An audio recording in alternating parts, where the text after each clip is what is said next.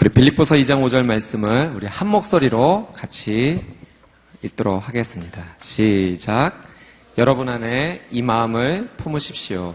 이것은 그리스도 예수 안에 있던 마음이기도 합니다. 아멘. 우리 김영 선교사님 나오실 때 우리 축복의 박수로 귀한 말씀 청해 듣도록 하겠습니다.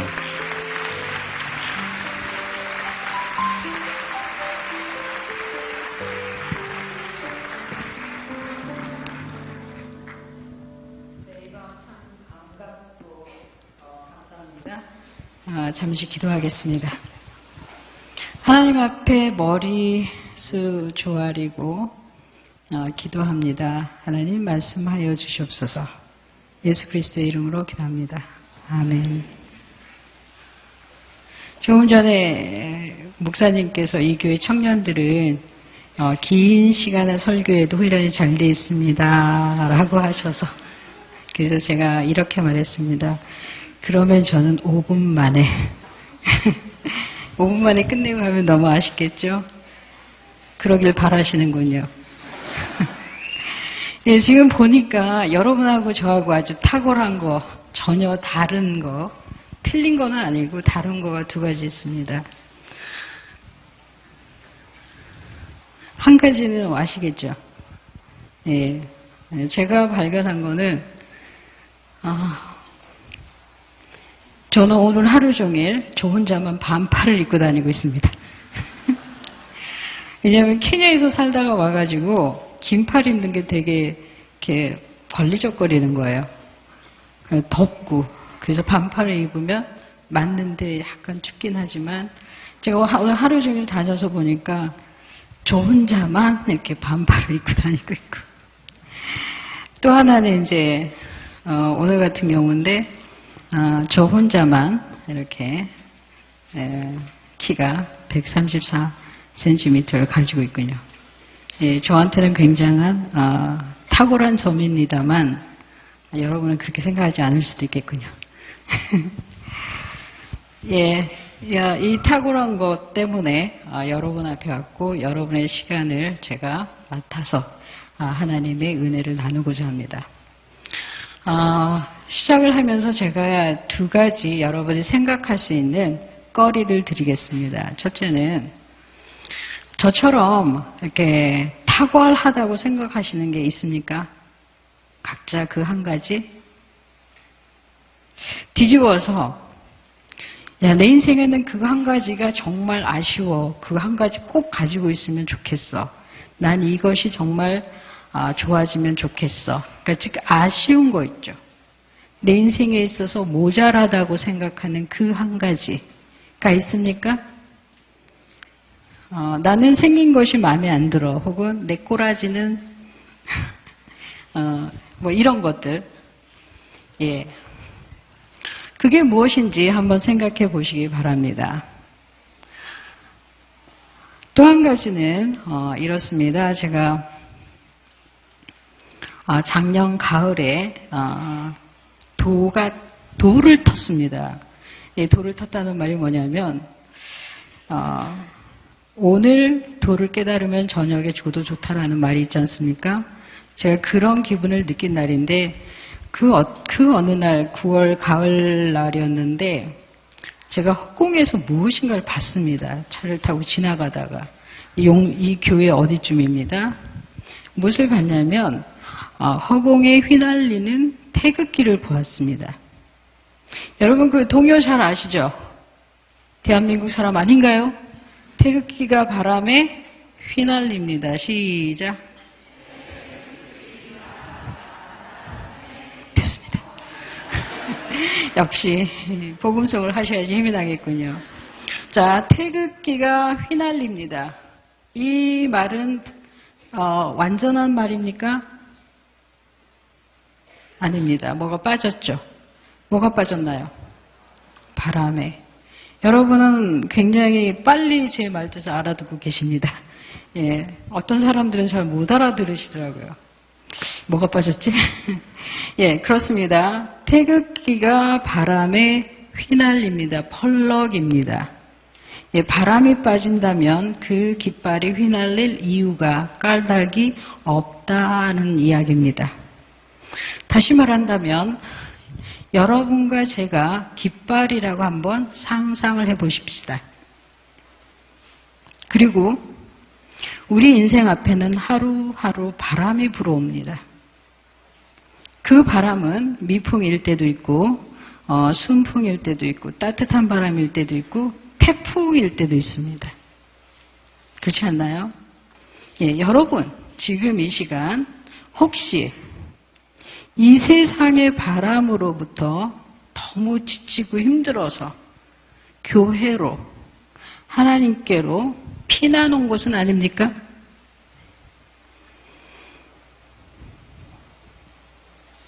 그래서 교회에 왔더니 교회 바람도 아주 세차고 날카롭습니다.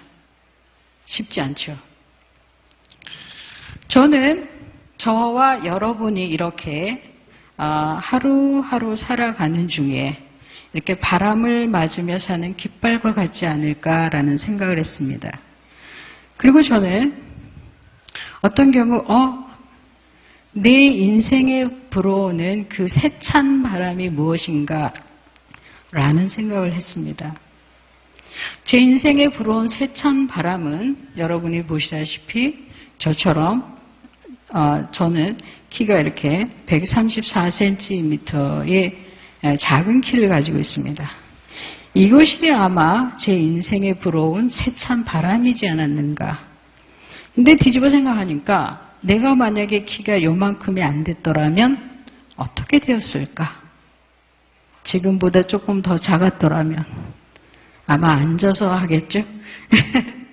아니면 지금보다 조금만 더 컸더라면 아마 선교사가 절대 안 됐을 겁니다.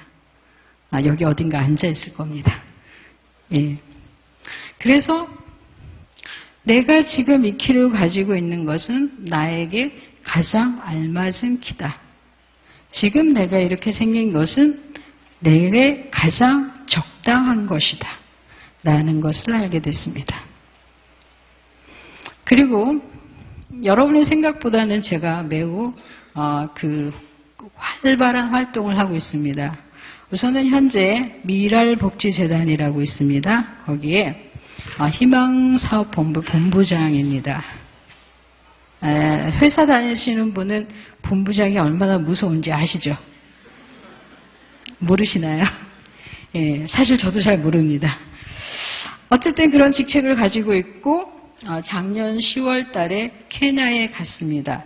아프리카 권역 본부장을 겸임하고 있습니다. 그곳에서 무슨 일을 하고 있냐면 SBS에서 하는 희망TV 사업이 있습니다. 그 아프리카의 최빈 국가 그 아동들에게 초등학교 교육 사업을 지원하는 일을 하고 있습니다. 저는 신규 사업 국가 개발, 말이 되게 어렵습니다. 다른 말로 하면 각 나라 방문, 새로운 사업처 개발, 뭐 이런 겁니다. 그래서 아프리카에 간 이래로 우간다, 말라위, 탄자니아, 지부티, 잔지발 이런 나라들을 다니면서 조사하면서 우리가 어떻게 하면 그 초등학교 아이들이 교육을 잘 받을 수 있을까라고 연구하고 조사해서 지원하는 일을 하고 있습니다. 저는 이렇게 한국과 아프리카와 때때로 미국을 오가면서 일을 하는 선교사이자 국제사회복지사입니다. 사회복지사라는 직업에 대해서 들어보셨나요? 혹시 사회복지 분야에서 일하고 계신 분이 계신가요, 여기에? 반갑습니다. 예, 그렇군요. 얼마 되진 않지만 어쨌든 반갑습니다.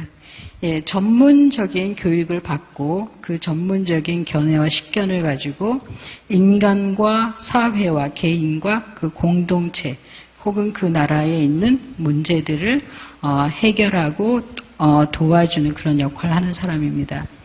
저는 대학원에서 국제사회복지학을 전공했고 지역 공동체 프로그램 개발을 전공했습니다. 그래서 일단은 직접 제가 이렇게 사람들 만나지는 않지만 현재는 주로 조사하고 연구하고 프로그램을 기획하는 일을 하고 있습니다.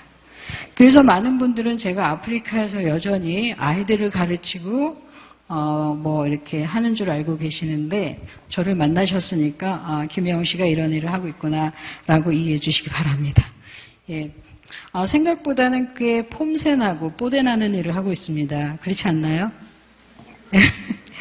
저는 재단에서 월급이 나오고 또 이제 두 번째 책을 낸 작가이기 때문에 그쪽에서도 인컴이 있습니다. 그리고 이제 교회나 대기업 쪽, 지방자치제, 예, 그쪽에 강연을 종종 가기 때문에 그쪽에서도 인컴이 있습니다. 그리고 이렇게 들어오는 인컴들은 대개는 제가 관여하는 사회복지 죄송합니다. 사회복지 사업이나 선교 사업에 다시 투자해서 사용하고 있습니다. 이쯤 되면 이제 제가 여러분보다 굉장히 탁월한 것을 눈치채셨을 겁니다. 그리고 살짝 이제 그 자존심 상해 가기 시작하지 않나요? 야, 어찌 저런 성공을. 예, 그렇습니다. 세상 사람들이 보면 혹은 기독교인이 보더라도 저는 굉장히 성공을 했습니다. 그리고 제가 원하는 일을 마음대로 펼칠 수 있는 제 직업 분야의 전문가가 되고 있습니다. 또 마음에 그닥 그렇게 아쉬운 것은 없습니다. 그렇기 때문에 이만 하면 굉장히 성공한 보람 있는 인생을 살고 있습니다. 그렇다면 여러분과 제가 처음부터 태어나서 이렇게 뽀대나는 인생을 살고 있을까요? 전혀 그렇진 않겠죠. 예, 그렇습니다. 여러분이 청년들이지만 한 가지는 분명히 압니다. 이 세상 살기 정말 어렵다. 예, 그 정도는 지금 깨닫고 있지 않나요? 그렇죠. 예. 그렇다면 여러분보다 키가 평균 한 20, 30cm 이상 작은 제가, cm가 아니군요. 그렇죠. 센티미터.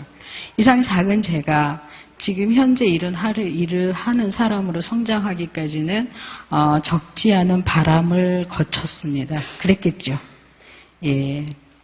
여러분이 그냥 쓱 지나가는 바람이 저한테는 태풍이었고, 여러분이 그냥 쉽게 건너가는 그 강이 저한테는 대양가도 같은 바람이었습니다.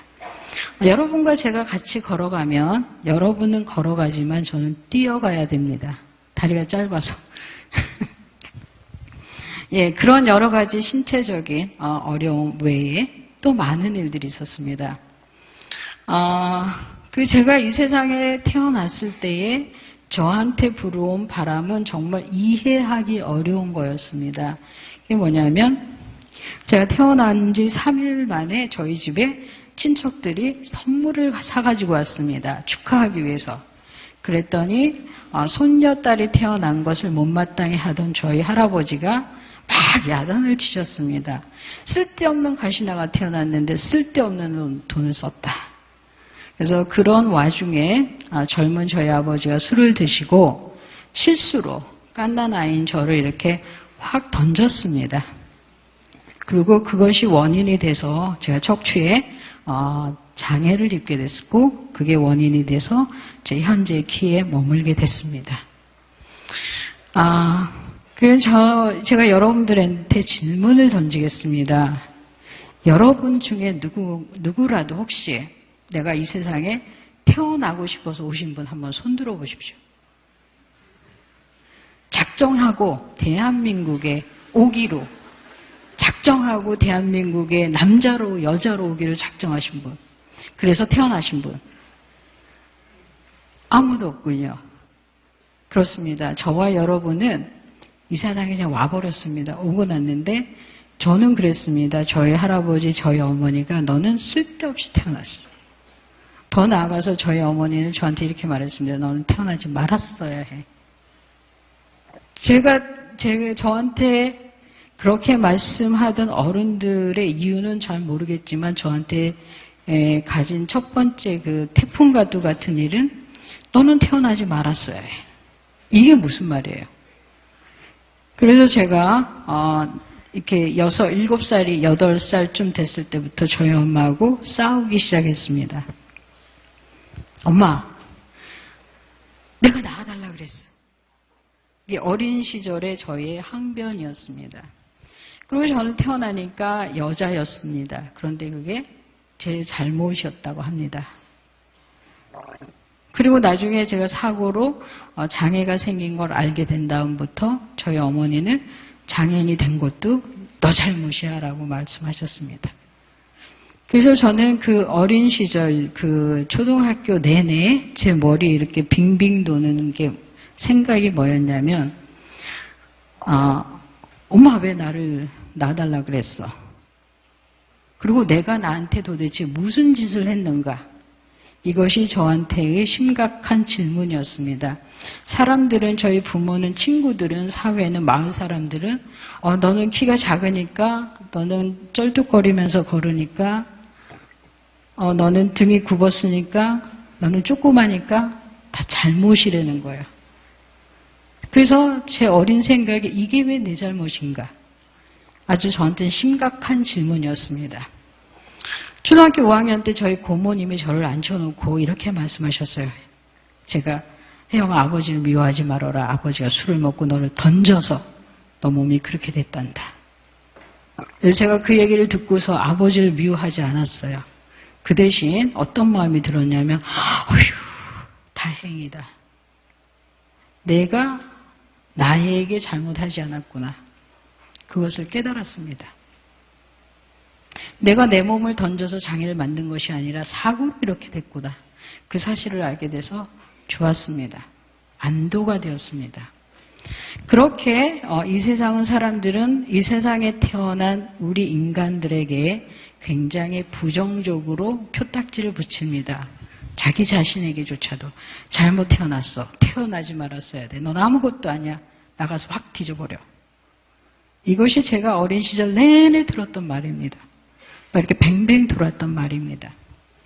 여러분 중에 그런 말을 듣고 잘하셨는지 모르지만은 그런 것들, 그리고 7살 때 저희 어머니가 사고로 머리를 다치셨습니다.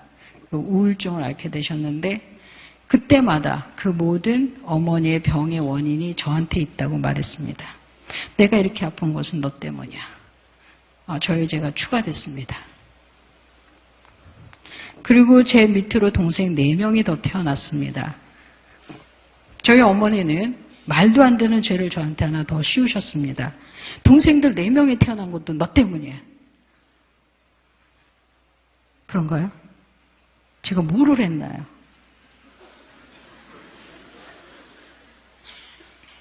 무슨 뜻인지는 아시는군요. 그래요. 그리고 초등학교 그 어머니가 저희 집안을 이렇게 살림을 못해가지고 제 초등학교 시절은 모두 다 날아갔습니다. 어떻게? 동생들 업고 빨래하고 밥하고 청소하고 그 남는 시간에 저희 어머니가 저를 때리고 그 남는 시간에 쫓겨나고 그 남는 시간에 그냥 떠돌아다녔습니다. 그게 저의 어린 시절이었습니다. 초등학교를 간신히 졸업하고 한 달 만에 저희 아버지가 이 세상에 살기 싫다. 이 세상의 태풍은 내가 도저히 감당할 수 없다. 그래서 저희 어머니와 저희 오남매를 두고 자살해서 돌아가셨습니다. 그리고 저희 어머니가 저한테 죄를 하나 더 씌우셨습니다. 아버지가 죽은 건 너 때문이야. 저는 그때 14살이었습니다. 이 세상은 그 14살의 아이한테 정말 많은 죄를 씌웠습니다.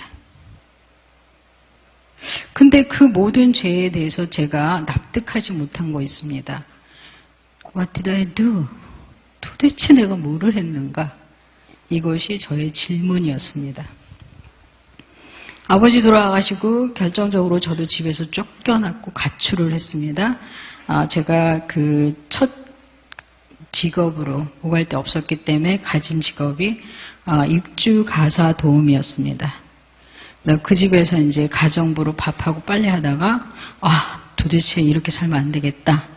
그래서 제 스스로 제가 인생을 살아갈 길을 찾기 시작했습니다.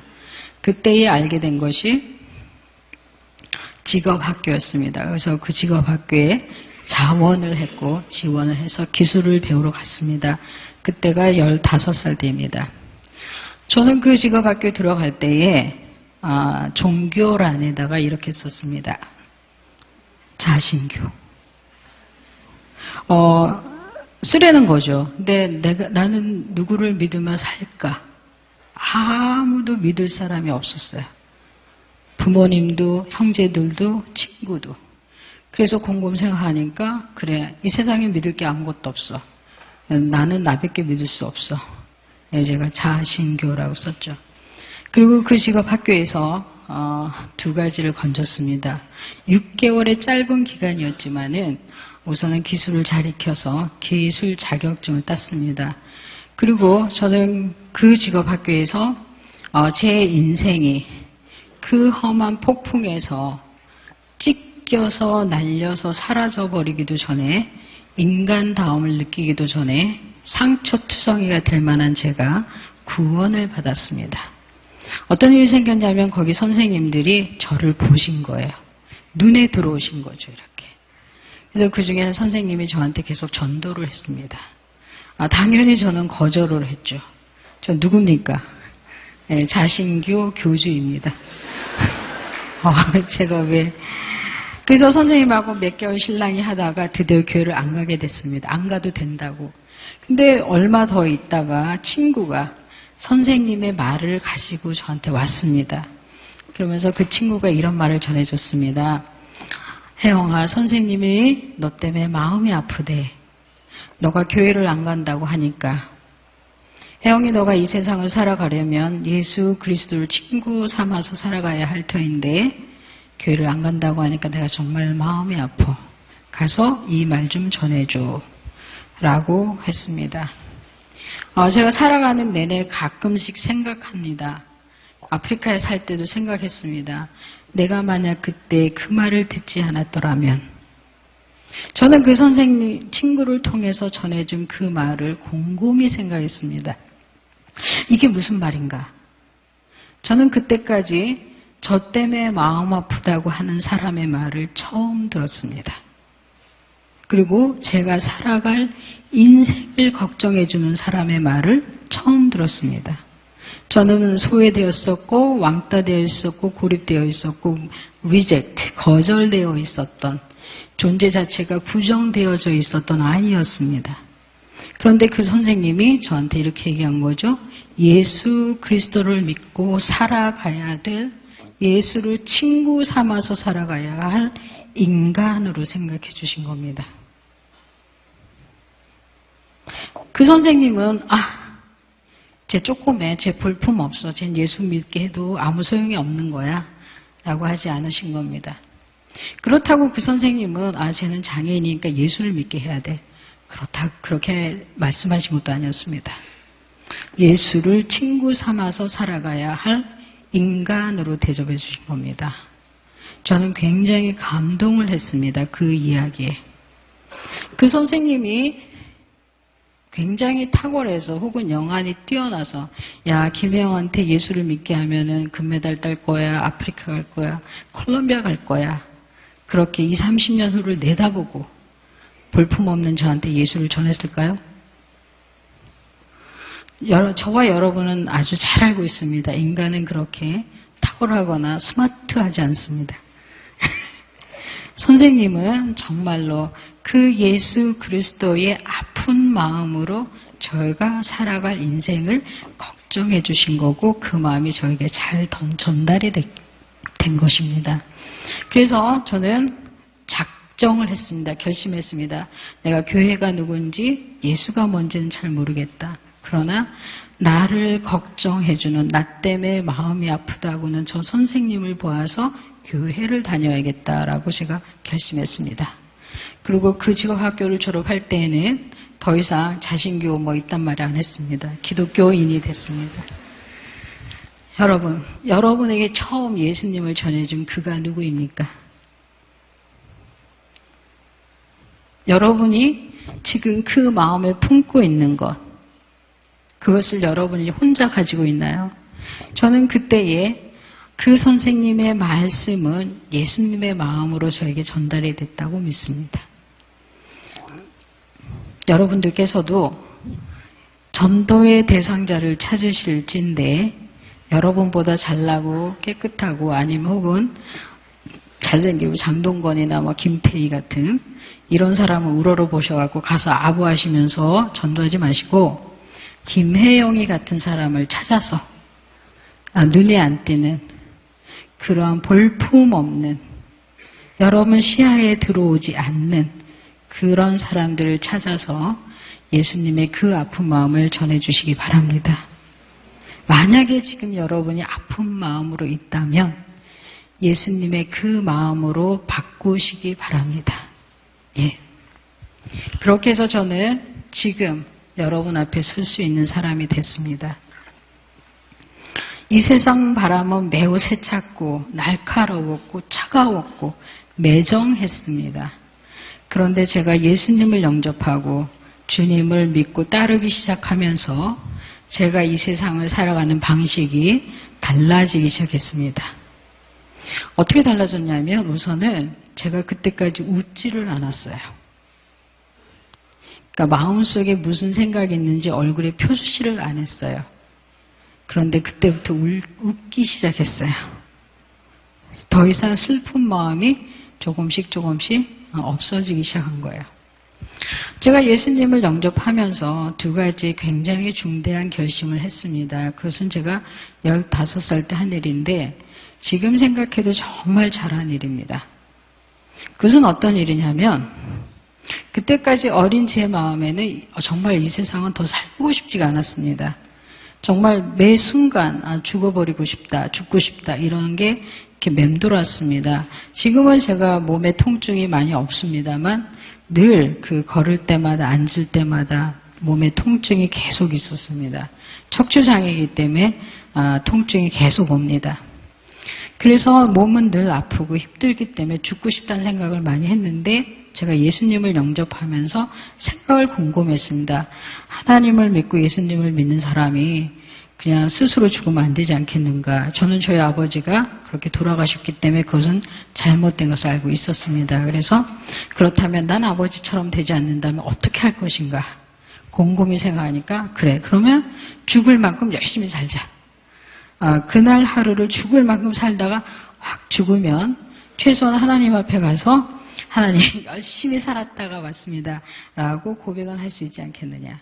그런 논리에 도달했습니다. 그래서 그날 하루, 오늘 하루를 죽을 만큼 최선을 다해서 살다가 죽기.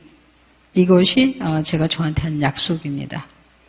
그래서 죽고 싶다는 마음을 죽을 만큼 열심히 살자. 뭐 이거였습니다. 또 하나는 계속 하나님께 기도를 하고 하나님을 믿는 신앙이 조금씩 마음에 자리 잡으면서 제가 보였습니다.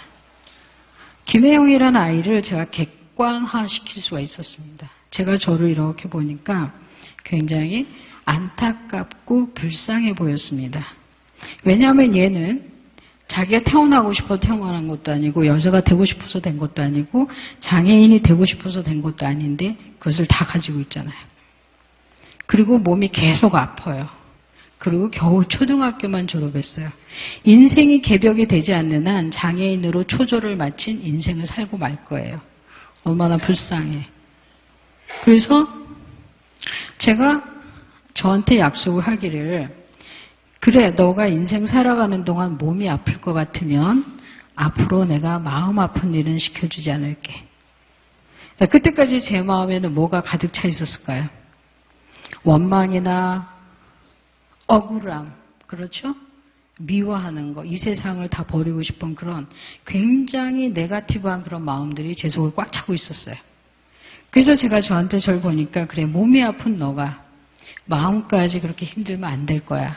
그것은 제가 저한테 부정의하게 대하는 거였어요.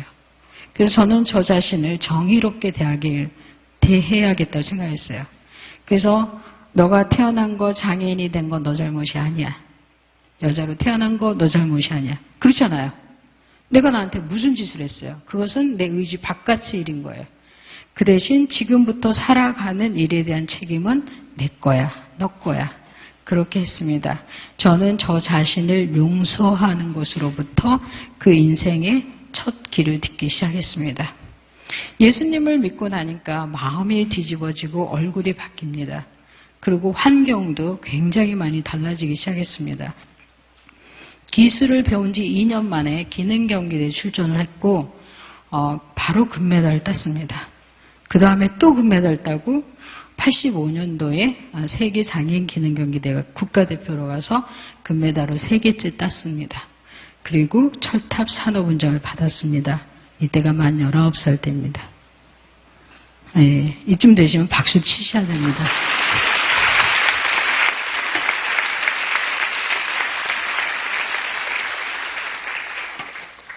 아니, 금메달 1개, 2개도 안 따시고 3개 딴 사람 앞에 폼 잡고 계시면 어떡합니까? 네, 그리고 그렇게 국가대표로 기능대회를 준비하는 그 야간에 사설 학원을 다니면서 검정고시 중학교, 고등학교 과정을 다 마쳤습니다. 여러분 얼마나 걸렸나요? 공부하시는데. 중고등? 꼬박? 6년?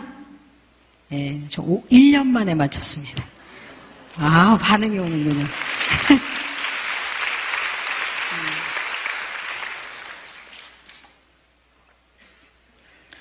사람들은 저한테 물어봅니다. 금메달 따기 정말 열심히 노력했군요. 그 검정고시 패스하기 위해서 정말 열심히 공부했군요. 라고 말을 하시는데, 이 질문은 잘못됐습니다. 제가 그 15살에 마음 먹은 대로 사는 겁니다. 이 오늘 하루 죽을 만큼 열심히 살자. 라고 해서 기술 열심히 배우니까 어느 순간에 금메달 많이 땄고 공부하는 것이 너무 감사해서 열심히 배우다 보니까 검정고시 과정이 훅 끝이 있었습니다. 하나님은 저를 굉장히 다른 경험을 하게 하셨습니다. 그 기능대가 모두 다 끝나고 일본에 가서 편물 4번 과정 마쳤습니다. 그리고 이제 잘 나가는 기술자로 살고 이제는 성공하는 그런 기능인이 되어 있었습니다. 기술을 배운 지 9년째, 그러니까 만 24살 때였습니다. 그때에 저에게는 커다란 꿈이 있었는데 대학을 가야겠다. 대한민국에 태어난 젊은이는 대학 안 가면 죽는 줄 압니다. 저도 그랬습니다. 기능인으로 성공했지만 대학교를 가려고 재수를 2번이나 했고 똑똑 떨어졌습니다. 천만다행이었습니다. 나중에 보니까. 그 대학 입학 그 시험에 뚝뚝 떨어지고 이제 쓰러져 있는 동안에 곰곰이 많은 일을 생각하게 됐습니다. 완전히 쓰러졌습니다. 그 몸을 움직이지도 못하고 바닥에 누워있는 상태로 지내야 됐습니다. 한 3주 정도 그렇게 보냈는데 그렇게 보내던 어느 날 그러니까 이건 안 되겠다. 침 맞고 뭐 엑스레이 찍고 병원 가고 뭐를 해도 원인이 나오지 않는 이 병의 원인은 하나님께 있다. 그래서 성경을 열심히 읽고 기도를 하는 중에 천만 뜻밖의 그 빛과 소금 다 아시죠? 거기에 난 기사를 제가 하나 보게 됐습니다. 새벽입니다. 1990년 1월 10일 새벽에 그 기사를 딱 보는데 이런 게 나옵니다. 황무지로 가라. 월급이 없는 쪽으로 가라. 아무도 가려고 하지 않는 곳으로 가라. 사람들이 앞다투어 가려고 하는 곳은 절대 가지 마라. 부모나 애인이 말리면 틀림없다. 단두대가 있는 곳으로 가라. 너를 필요로 하는 곳으로 가라. 직업 선택의 10계명입니다. 그 명문 거창고등학교의 설립자이신 교장 선생님이 그 학생들에게 가르친다고 나와 있었습니다. 근데 그 10계명을 읽는 동안 제 영안이 떠졌습니다. 이것은 내가 설교 시간 내내 들었던 말씀이 아닌가. 그럼 난 여태까지 뭘 하고 살았지? 기능인이라는 직업을 가지고 10년을 살고 보니까 뭐가 돼 있었냐면 성공하는 그런 청년이 되어 있었던 겁니다. 저희 하나님이 그렇게 성공을 쫓아가는 저를 갖다가 뒷덜미를 잡아가지고 이렇게 바닥에 팍 하고 패대기를 치신 겁니다. 나중에 알았죠. 그때는 제가 정말 억울했습니다. 하나님 왜 이러세요? 잘 나가고 있는데 왜 이러세요? 이제 살만한데 왜 그러세요? 아니 여태까지 성공하게 해주셨으면 계속 성공하게 해주실 것이지 왜 그러세요? 라는 게 저의 항변이었습니다. 그렇게 묵상하는 중에 그날 새벽에 이 성경 말씀도 절묘했습니다. 119편 청년이 무엇으로 그의 행실을 깨끗게 하리까 주의 말씀을 따라 삼가할 것이라. 저는 20대 청년이었습니다. 그리고 하나님이 그 말씀을 들으면서 이렇게 하나님께 여쭙습니다. 하나님, 그럼 제가 어떻게 살아야 됩니까? 그랬더니 하나님이 제가 예전에 받았던 광고를 생각나게 해주셨습니다. 그 광고의 내용은 아프리카 보츠와나에 직업학교가 있고 거기 편물과가 있고 자원봉사 교사를 모집하는 광고였습니다. 그 직업 선택의 10계명과 그 광고가 이렇게 같이 이렇게 매치가 돼가지고 제 머리에 탁 박혔습니다. 왜 하필 그게 그때 생각났을까요? 그래서 하나님께 하나님 아프리카 어딘데요? 그러지 마세요. 보시다시피 하나님 제가 이렇게 몸도 작고 조그만 사람인데 왜 그러세요? 저기 대학 나온 사람 이름이 뭐예요? 이름이 뭐예요? 하나님 성창교 데려다 쓰세요. 전 아니에요. 저는 그냥 제 일 할 거예요. 제 하고 싶은 거 할 거예요. 저기 멀쩡한 사람 있잖아. 네, 저 잘생긴 사람 데려다 쓰지 왜 나 같은 사람 데려다 쓰시려고. 하나님께서는 그때 당시 서울 바닥에 사람이 없으셨나 봅니다. 그래서 저를 데려다 쓰시겠다고. 그래서 하나님이 저한테 이렇게 말씀하셨습니다. 하나님의 말씀은 우레와 같이 오시지 않습니다. 아주 세미하게 옵니다. 혜영아, 이 세상 사람들이 가는 그 길을 너까지 갈 거 없다. 너는 내가 시키는 일을 하면 어떻겠니? 여러분은 지금 하나님이 시키는 일을 하고 있습니까? 여러분 자신이 시키는 일을 하고 있습니까? 네. 하나님은 저한테 성공. 그것은 이 세상 사람들이 가는 길이다. 돈을 벌고 좋은 직장을 갖고 좋은 대학을 가고 좋은 남편을 만나거나 넓은 집에 살거나 성공하거나 그런 모든 것들은 이 세상 사람들이 향해 딱 가고 있는 길인데 왜 너까지 그 길을 가려고 그러니? 너는 그 가는 길을 돌이켜라 라는 말씀이었습니다. 저는 그 말씀이 한순간에 깨달아졌습니다. 왜냐하면 제가 그때까지 경험한 한국 사회는 경쟁이었습니다. 그 치열한 경쟁을 뚫지 않고서는 한 발 한 발 나갈 수가 없었습니다. 기능경기대회를 청소년 시설에 7번을 치렀잖아요. 그리고 계속 금메달 땄는데 제가 얼마나 노력을 했겠습니까? 예. 그래서 내가 계속 이렇게 성공, 치열한 경쟁 속에서 살아가야 할 것인가에 대한 회의, 고민이 막 고민을 하고 있었기 때문에 그 직업 선택의 10계명 그리고 하나님의 말씀, 이 세상 사람들이 가는 그 길을 너까지 갈 거 없다. 라는 말씀에 제가 완전히 순종했습니다. 그리고 그때 그렇게 아파서 죽으면 하나님을 뵐 면목이 없을 것 같았습니다. 그래서 만약에 내가 아프리카에 가서 살다가 죽으면 최소한 천국은 가지 않겠는가. 예, 그런 생각이 들었습니다. 실제적으로 2가지 이유로 결정을 했습니다. 첫째는 계속 내가 이렇게 재수를 하면서 안 열리는 들어가기 어려운 대학문을 두드릴 것인가. 저는 시간 낭비라는 생각이 들었습니다. 그래서 이렇게 안 열리는 문을 두드릴 것이 아니라 다른 문을 열어보자. 그래서 그 다른 문이 아프리카 보츠와나가 저에게 된 것입니다. 그리고 또 하나는 그렇습니다. 이 경쟁 사회에서 성공하는 이 갈증은 채울 길이 없는 것입니다. 그렇다면 잠시 내가 하고 싶어하는 모든 일을 놓고 하나님이 원하시는 일을 잠깐, 얼마 동안요? 1년 동안만 해보고 다시 오자. 이런 아주 간단한 생각으로 결정을 해서 1990년 2월 17일 날 비행기를 타고 아프리카 보츠와나로 갔습니다. 1970년생 그 여기 많이 있나요? 예, 그때쯤에 저는 이제 글로 날랐습니다. 아프리카 보츠와나는 굉장히 생소하죠, 여러분. 예, 아나운서들은 맨날 보츠 나와 그럽니다. 예, 보츠와나입니다. 이 남아프리카 공화국 위에 붙어 있는 나라입니다. 저는 그 생전 처음 들어본 그 나라를 제가 스스로 자원해서 결정해서 그 아프리카로 갔습니다. 무슨 원대한 꿈을 품고 간 것은 아닙니다. 말씀드렸듯이, 빈곤, 아프리카의 빈곤을 퇴치할 거야. 아프리카 전 대륙을 복음화 시킬 거야.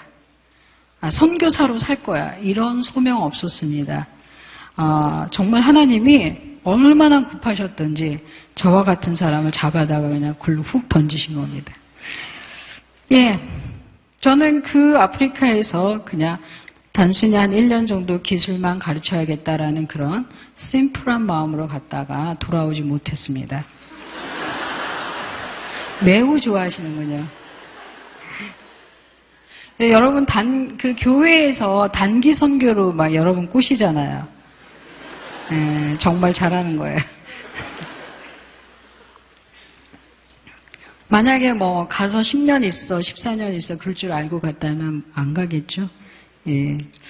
그래서 그렇게 1년만 자원봉사하기로 하고 갔는데, 갈 때는 제 마음대로 갔는데 올 때는 제 마음대로 안 됐습니다. 그래서 굉장히 오랜 세월이 걸렸습니다. 한 14년, 만 14년 만에 그 아프리카 땅을 떠나올 수 있었습니다. 그러면 아프리카 14년 생활이 저한테는 어떤 의미였는가? 많은 의미가 있겠죠, 그죠? 예. 이렇게 목걸이로 치자면 지금 제가 드리는 말씀이 오늘 집회의 그 목걸이 다이아몬드입니다. 잘 들으시기 바랍니다. 사실 보츠와나 14년 생활은 제가 잘 이야기를 못하는 부분입니다. 아직까지 제 속에서 이렇게 묵상되고 정제되지가 않았습니다. 너무나 많은 일들을 겪었고 죽을 뻔한 일들을 참으로 많이 겪었고, 보츠와나 생활은 그 자체로 고독했고 배고팠고 아팠고 뭐라 그러죠? 고독했고, 고독과 고생과 고난 뭐 이런 걸로 매일이 이렇게 이어지는 날들이었습니다. 그런데 왜 그것을 떠나오지 못했는가? 그리고 24살에 간 청년이 14년 동안에 그곳에 살 수 있었는가? 예, 이유가 있습니다. 저는 그토록 아름다운 일을 그런 고생과 고독을 겪으면서 건져낼 줄은 생각도 못했습니다. 제가 건져냈던 것은 이것입니다. 제가 한국에서 그때까지 살 때에는 저는 어떤 인간이었냐면 one of them. 그 많은 기술자들 중에 한 명이었습니다. 제가 계속 성공을 하고 돈을 벌고 계속 나아가도 여전히 경쟁 사회에서 one of them이 되겠죠. 그죠? 예, one of them. 예, 통역이 필요하신가요? 번역이 필요하신가요? 그 많은 개들 중에 그냥 하나. 예, 그렇습니다. 그냥 기술자 중에 하나. 일 뻔한 인생이었던 겁니다. 근데 제 자신을 제가 한국에서 보츠와나라는 생소한 나라로 저를 옮겨 놓으니까 저도 모를 아주 놀라운 것을 발견했습니다. 알게 됐습니다. 어떤 일이냐면 only one의 인생이 됐습니다. 적어도 기술 분야에서는 제가 남부아프리카에서 제가 최고였습니다. 놀랍게도 14년이 지나도 제가 최고였어요.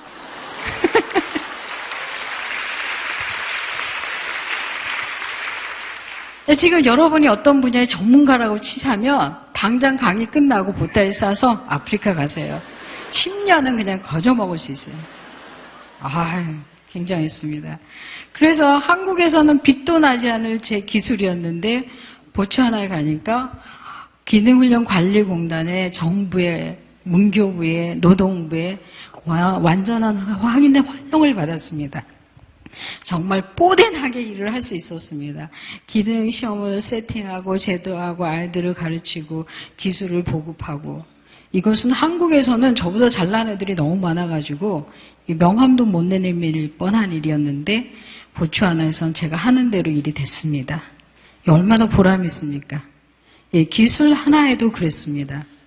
또 하나는 저라는 사람이 누구인지를 제가 알게 된 겁니다. 제가 한국에 있을 때는 제가 누군지 잘 몰랐습니다. 그냥 사람들이 저를 이렇게 불러주는 거가 그런가 보다 했습니다. 어떤 거? 대한민국에서는 저를 어떻게 불렀을까요? 어떻게 봐줬을까요? 선교사인 줄 모르고 저를 만났다면 아마 여러분들 10중 8구 조그만 사람이네 라고 생각했을 겁니다. 그렇죠. 대한민국에서 저는 키가 조그만 장애인, 척추장애인, 아직도 얼굴에 손 안 댔습니다. 그러니까 못생기네. 손 안 댔는데 이 정도는 큰일 났습니다. 예, 키 작고 쩔룩거리고 조그맣고 못생기네. 제가 기능인으로 그렇게 성공을 해도, 제가 탁월하게 일을 해도 역시 저는 장애인이었습니다. 굉장히 기분 나빴어요. 그런데 저도 그걸 어찌할 수가 없었어요. 나 아닌 모든 사람들이, 대부분의 사람들이 저를 그렇게 대하니까. 그런데 제가 이제 아프리카로 저를 옮겼어요. 아프리카 갔더니 허거덕 헐 하고 저도 정말 놀랐습니다. 다른 말로 하면 대박이었습니다. 보츠와나 사람들이 저를 볼 때마다 이렇게 말합니다. 너 정말 이뻐. 너 최고야.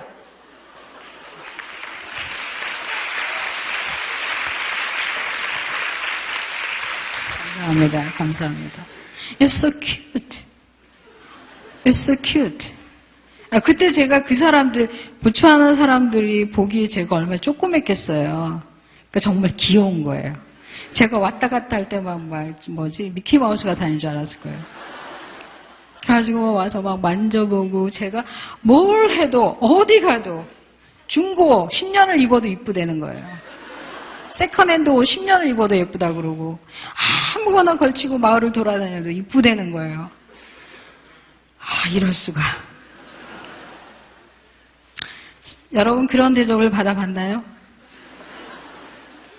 혹시 여러분 중에 노안이야. 강남 어딘가 좀 가야겠어. 나 생긴 게 마음에 안 들어. 이런 분 계시면 그런 생각을 다 적으시고, 다시 한번 강의 끝나면, 저자 사인회 끝나면 가방 싸신 다음에 비행기 티켓 끊어서 아프리카로 가세요. 그리고 아무 데나 가셔도 돼. 그래갖고 가셔갖고 주변 사람들이 알아서 막 자석같이 몰려들 거예요. 그리고 사진 찍어요. 제일 이뻐. 얼굴 하얗잖아. 얼굴 다 깜깜한데 자기 혼자 하얗잖아. 그러니 어찌 미인이 안 되겠어요. 미남이 안 되겠어요. 그렇죠? 저는 정말 놀라웠습니다. 한국 사회에서는 받아볼 수 없었던, 보츠와나 가기 전에 남자친구 있었거든요. 그 친구한테조차 들어보지 않은 그 말. You are so beautiful. 예, 너 너무 굉장히 아름다운 사람이야. 귀여워. 멋있어. 그 무슨 말이냐면, 장애인으로 대접받던 제가 아프리카에 가서 사람으로, 여성으로, 인간으로 대접을 받기 시작한 겁니다. 그것도 잠깐 입에 발린 소리가 아니었어요. 아프리카 사람들은 감정이 굉장히 원색적이에요.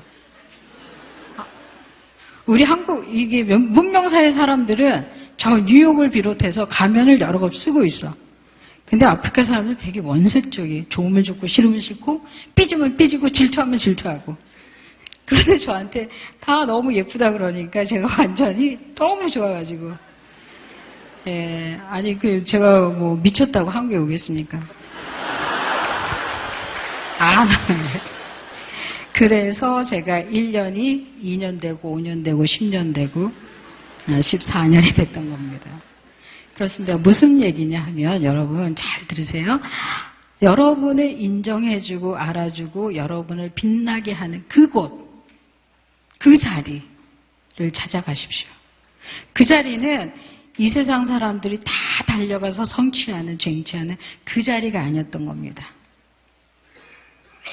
제가 만약에 계속 한국에서 살았더라면 여전히 내가 장애인인가 보다, 내가 못생겼나 보다, 내가 키가 작은가 보다, 그러면서 제 자신의 정체성을 찾지도 못하고 살 뻔했습니다. 근데 제가 아프리카에 가서 저라는 사람됨, 인간됨, 여성됨, 그리고 더 이상 키가 작은 거에 대해서 안타까워하지 않는, 아쉬워하지 않는, 오히려 내 키가 요만하니까 아프리카 사람들이 저를 정말로 친구로 받아주는 그런 장점으로 바뀌고 변화된 것을 제가 찾아낸 것입니다. 여러분이 누구인지, Who am I? 내가 누구야? 라는 질문에 대해서 헷갈린다, 잘 모르겠다, 그러면 아프리카로 가십시오. 여러분, 제가 정말로 솔직하게 말씀드립니다. 할 수 있으면 저처럼 아프리카까지 끌려가지 마시고 이 자리에서 하나님 시키는 일 하십시오. 그것도 굉장히 빠른 방법입니다. 만약에 제가 그렇게 only one의 사람으로, 좋은 기술을 전파하는 사람으로, 혹은 또는 그렇게 예쁘다고 나를 인정해주는 그 사람들의 말에 혹해가지고 살았더라면 그렇게 오랜 세월을 살 수 있는 건 아닙니다. 사람들의 말은, 혹은 자기가 하는 일은 곧 지치거나 지나갑니다. 제가 그 보츠와나 갔을 때 4년 됐을 때에 먼저 갔던 선임들이 이런저런 이유로 다 떠났습니다. 그 기술 학교에 어느 날 저만 덜렁 남았습니다.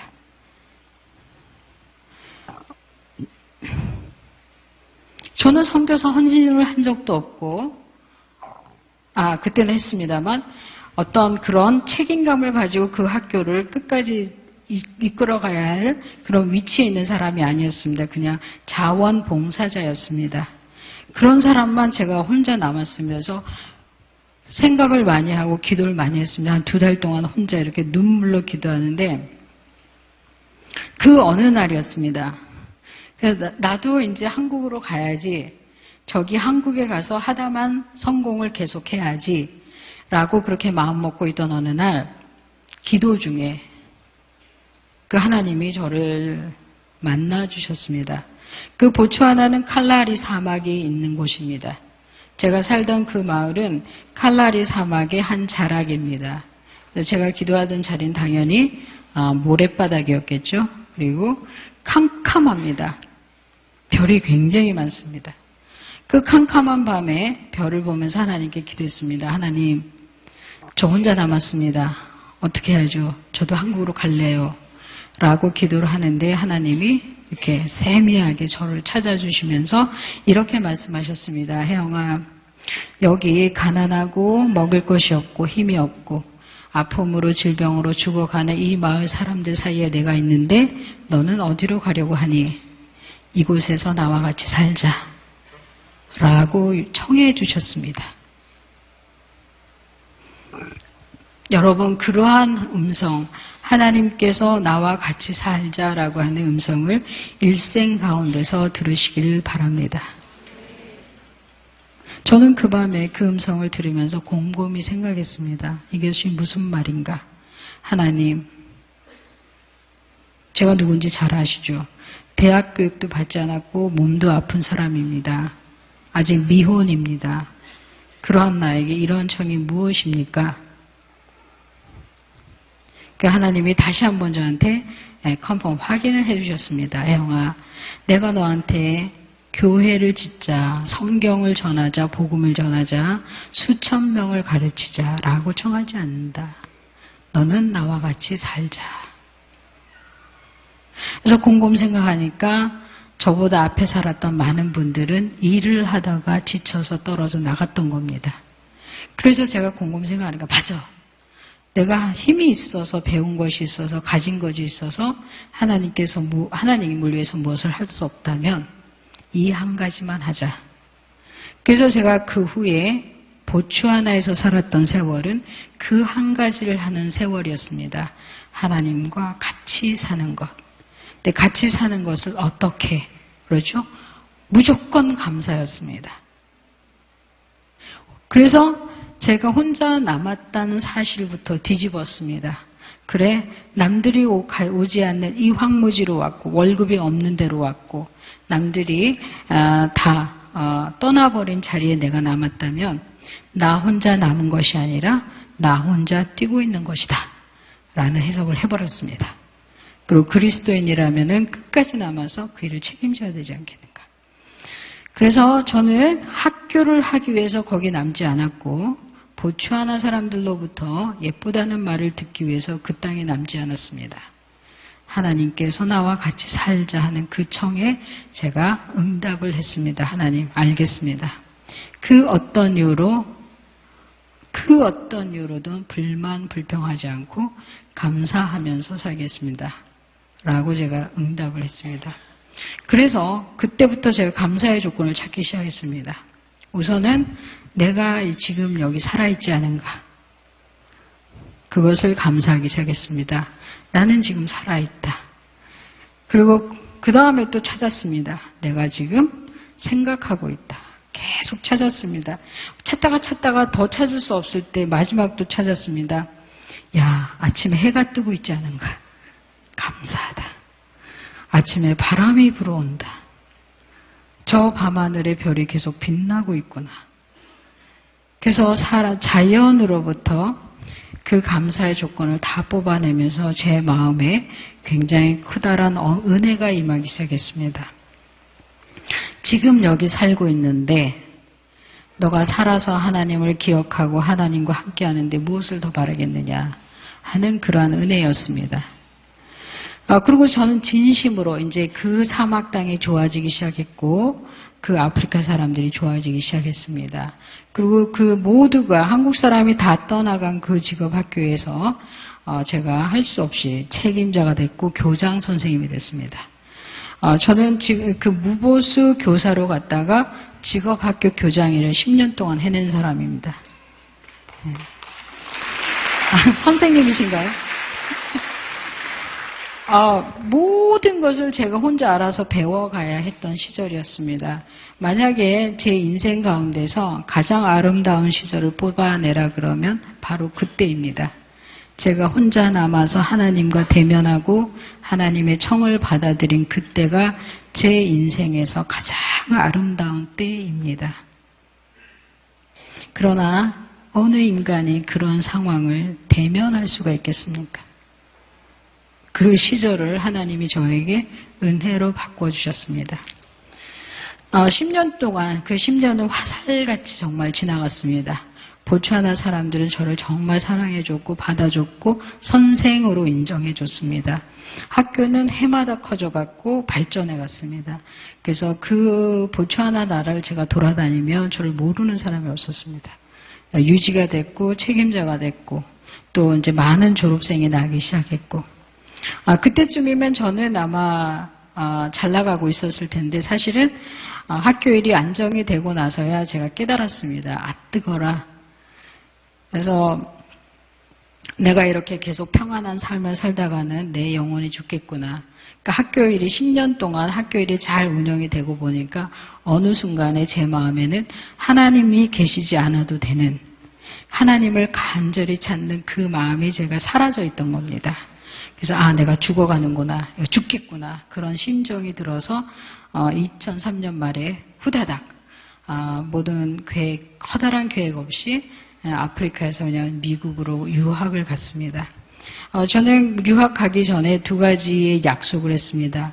가서 사회복지학 학사 석사 과정을 마치자. 그 다음에 반드시 아프리카로 돌아오자.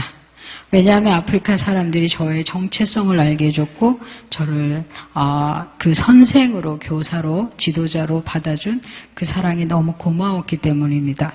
내가 미숙하게 일했던 그 많은 기회들 날들을 다시 회복하는 그런 시간이 필요했기 때문입니다.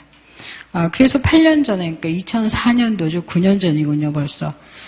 그 보츠와나 14년 생활을 다 접고 미국으로 다시 갔습니다. 제가 다리는 짧지만 뛰는 거리는 굉장히 멉니다. 대륙을 건너뛰잖아요. 그래서 아프리카에서 다시 아메리카로. 그러니까 그 오지에서 살다가 뉴욕으로 갔을 때에 사람들은 되게 쉽지 않은 인생이었겠네라고 말을 합니다. 그러나 저는 아프리카에서 미국으로 갈 때에 저 자신만 들고 간 것이 아닙니다. 그때에는 제가 전혀 다른 사람이 되어 있었습니다. 아프리카로 갈 때는 그냥 기독교인, 종교인이었습니다. 예수님의 사랑이 무엇인지 마음속에 잘 알지 못하는 그냥 일상의 기독교인일 뿐이었습니다. 그러나 제가 미국으로 다시 갈 때, 보츠와나에서 14년을 생활을 끝냈을 때에 저는 전혀 다른 사람이 되어 있었습니다. 누가 되어 있었을까요? 마음에 예수님을 품은 사람이 되었던 겁니다. 그래서 오늘 본문 말씀입니다. 제가 아프리카 생활을 통틀어서 제 마음에 품고 나간 그 한 말입니다. 너희 안에 이 마음을 품으라 곧 그리스도 예수의 마음이니. 그렇습니다. 이 세상을 향해서 장애나 이 세상에 태어난 고통이나 아픔이나 성공이나 그 모든 것들을 아프리카에서 다 날려버렸습니다. 그리고 제 마음에 그 한 가지를 품었습니다.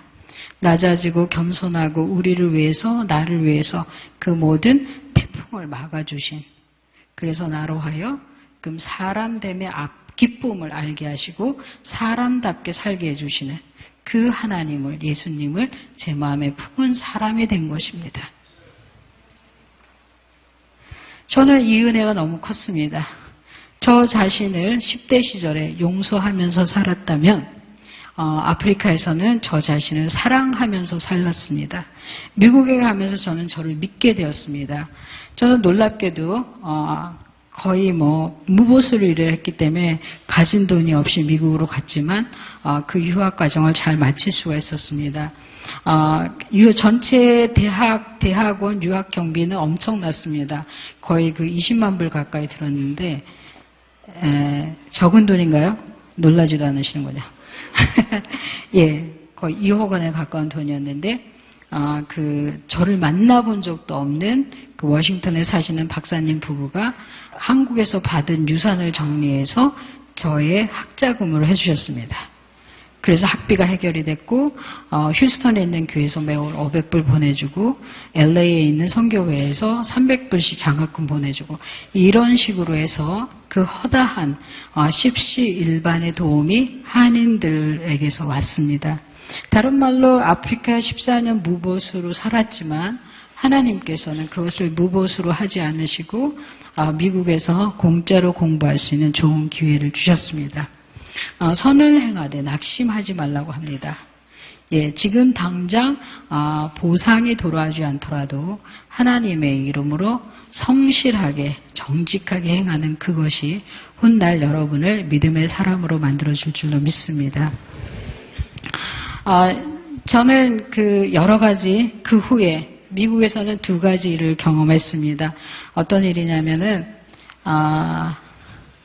그 대학을 마치고 대학원을 진학을 했는데 정말 놀랍게도 그 한국에서는 제가 가진 학력이 초등학교 졸업이 전부입니다. 물론 검정고시를 했지만은 그랬던 제가 컬럼비아 대학원에 합격을 했고 입학을 했고 졸업을 했습니다. 아무도 안 놀라시네. 예.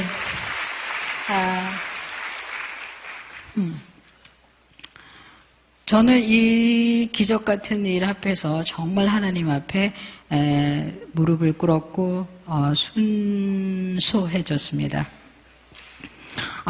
그 명문 대학원에 가고 싶다 그래서 다 갈 수 있는 건 아니잖아요. 그런데 하나님은 저에게 그것을 선물로 주셨습니다. 그래서 그 교육 과정을 잘 마칠 수가 있었습니다. 또 하나의 기적 같은 일은 저는 이제 허리가 계속 아프기 때문에 거의 오랫동안 복대를 했습니다. 근데 이 복대를 하지 않아도 더 이상 통증이 없게 됐고 그다음에 이제 오른쪽 다리가 이만큼이 짧았습니다. 그래서 걸을 때마다 굉장히 심각한 통증이 있어서 제가 돌아다니기를 좋아하지 않았습니다. 네. 그 2006년도에 대학교 3학년 올라갈 그때쯤에 그 집회를 갔다가 안수기도를 받고 이 다리가 길어졌습니다. 네. 그래서 제가 지금 여러분 앞에 지금 이렇게 한참 서 있으면서 강의를 할 수 있습니다. 그 전에 여러분이 저를 만났다면 아마 20분 정도 하고 훅 내려가는 저를 봤을 겁니다. 강의를 그렇게 오래 하지 못했습니다. 왜냐하면 서 있으면 계속 통증이 올라오고 열이 올라오기 때문인데, 그때 제가 이렇게 치유, 치유를 받고 몸이 고쳐지는 걸 경험하면서 하나님께 정말 감사했습니다. 얼마나 기뻤냐면 공부를 못할 정도였습니다. 너무 좋아서.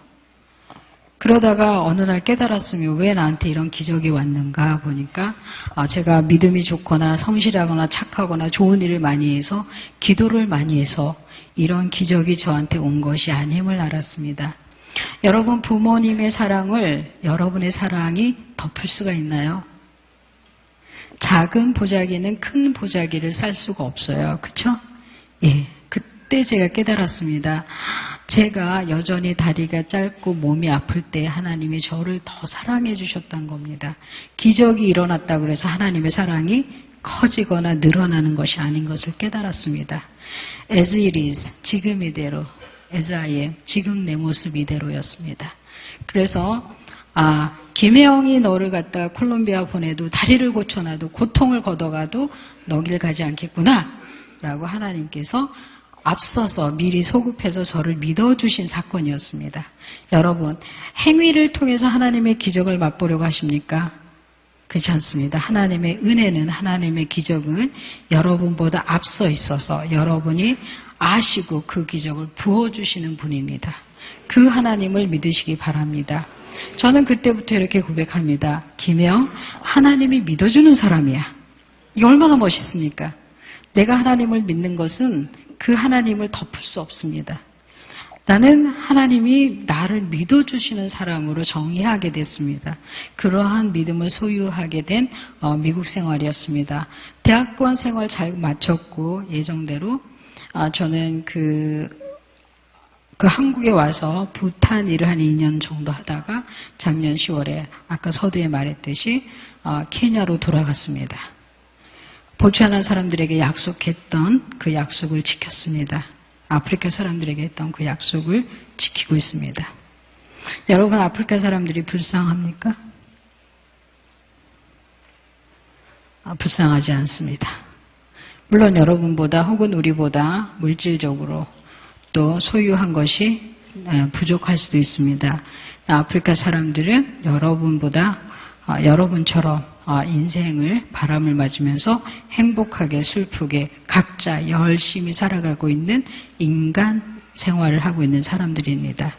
이제 친구로 도움을 주어야 할 그런 대상으로 아프리카를 바라보지 마시고 장애인들을 바라보지 마시고 친구로 같은 동등한 인격으로 대접하는 그런 성숙함이 있길 바랍니다.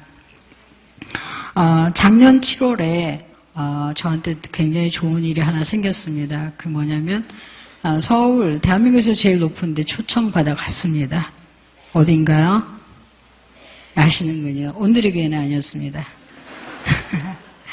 예, 그 청와대에 가게 된 것은 그 해에 시민들이 추천해서 사회봉사 분야에 공적이 인정된 사람에게 주는 훈장을 받는 자리였고 저는 그 훈장 수여자 중에 한 명이었습니다. 국민훈장 목련장을 받았는데 보츠와나 무보수 봉사 14년의 공적이 인정이 되어서 받게 됐습니다.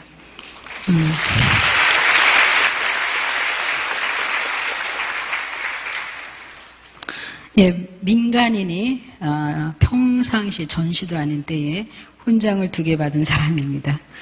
예, 저는 그날을 잊을 수 없습니다. 왜냐하면 저희 어머니를 그 수상식에 모시고 갔습니다.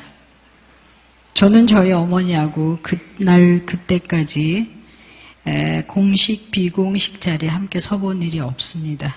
그날이 처음이었습니다. 그리고 저희 어머니하고 사진을 찍은 것도 그날이 처음입니다.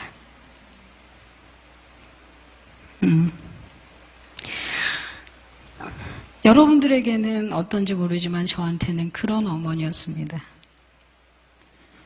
제가 그때 47살이었는데 47년 만에 저희 어머니하고 제가 한 자리에 섰고 사진을 찍었습니다. 그 자리가 청와대였습니다. 저는 그날 속으로 정말 많이 울었고 정말 감사했습니다. 저희 어머니한테 제가 어려서 얼마나 많이 대들었습니까? 예, 누가 낳아달라 그랬어. 예, 저희 어머니는 저한테 얼마나 많이 저주를 했습니까? 태어나지 말았어야 돼. 쓸데없이 태어났어. 그런데 그 허다한 날의 저주와 아픔을 딛고 그 하루가 저에게 주어졌습니다. 제가 그날 속으로 저희 어머니에게 감사의 말을 했습니다. 어머니, 포기하지 않고 생존해 계셔서 정말 감사합니다. 어머니 존경합니다. 저와 같은 사람을 이 세상에 오게 해 주셔서. 여러분에게 대한 부모님이 어떤 존재인지 모르지만 저한테 저희 어머니는 저를 이 세상에 오게 하신 것만으로도 그 역할을 다 해주셨습니다. 기독교인인 그리스도인 저와 여러분, 하나님께 그 어떤 이유로도 불평하지 맙시다. 그 어떤 이유로도 이 하늘에다 대고 손가락질을 하지 맙시다. 우리가 인간으로 와서 사람으로 살아있는 이 한 가지, 그것만이라도 충분하지 않습니까? 기도하겠습니다.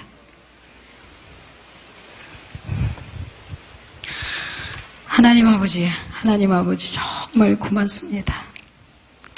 우리로 사람으로 보내주셔서 감사합니다. 우리로 살아있게 해주셔서 진실로 감사합니다. 하나님 아버지, 이 세상 바람이 얼마나 차디찹니까? 그 험한 바람들을 맞으며 살이 찢겨나가고 마음이 찢겨나가고 온몸이 찢겨나가는 고통 가운데 우리가 있다고 하늘에다 대고 울며 절망하고 아파하고 있습니다. 하나님 아버지, 그러했던 저와 같은 한 사람을 예수 그리스도께서 품어주시고 제 마음의 주인이 되어주셔서 그 험한 세상의 바람막이가 되어주셔서 진실로 감사합니다. 하나님 아버지, 우리가 이 세상을 살아가는 동안 그 불어오는 바람을 피할 수 없을진저 하나님 아버지, 우리로 그 바람 대신 성령의 바람을 맞으며 살아갈 수 있도록 은혜 베풀어 주시옵소서. 너무 많은 사람들에게 불평하지 않고 하나님께 불평하지 않으며 내가 나로 여기에 존재하는 것만으로도 충분한 그 인간됨이 되게 도와주시옵소서. 하나님 아버지, 저 아프리카에도 여기 한국에도 동일하게 역사하신 하나님 아버지 감사합니다. 어쩌록 이 밤 우리 마음 가운데서 찢겨진 많은 아픔들이 있다면 이 밤 성령의 바람으로 어루만져 주시옵소서. 우리로 사람으로 살아있게 하신 그 은혜를, 그 감동을, 그 감사를, 그 감탄을 주님께 영광으로 돌려드리옵나이다. 아버지 하나님, 이 조그만 사람 하나 사람 만들기 위해서, 선교사 만들기 위해서, 한국교회 세우기 위해서 하나님 그토록 오랜 세월 잘 참아주셔서 정말 감사합니다. 제가 그 허다한 훈련을 받을 때마다 포기하지 않도록 저를 얼마나 많이 믿어주셨고 저를 얼마나 많이 도와주셨는지 잘 알고 있습니다. 하나님 아버지, 진실로 감사합니다. 내가 무엇을 자랑할 수 있고 내가 무엇을 하나님께 불평할 수 있겠습니까? 하나님 아버지, 내가 오늘날 이 세상이 끝나고 내 삶이 끝난다 할지라도 내가 사람으로 왔다가 이 세상을 다녀가는 것, 내가 다녀가는 것을 기억하는 하나님으로 인해 진실로 감사하고 감격하고 주께 영광 돌려드립니다. 아버지, 바람처럼 사라져가는 이 세상 일들, 바람처럼 보이지 않는 이 세상 일들에 너무 마음 두지 않고 우리 주 예수 그리스도의 마음만 품고 의연히 인간답게 그리스도인답게 하루하루 꿋꿋하게 살아갈 수 있도록 힘과 용기와 지혜와 사랑을 더하여 주시옵소서. 우리 사람 만들어주신 하나님 감사하며 예수 그리스도의 이름으로 간절히 기도합니다. 아멘.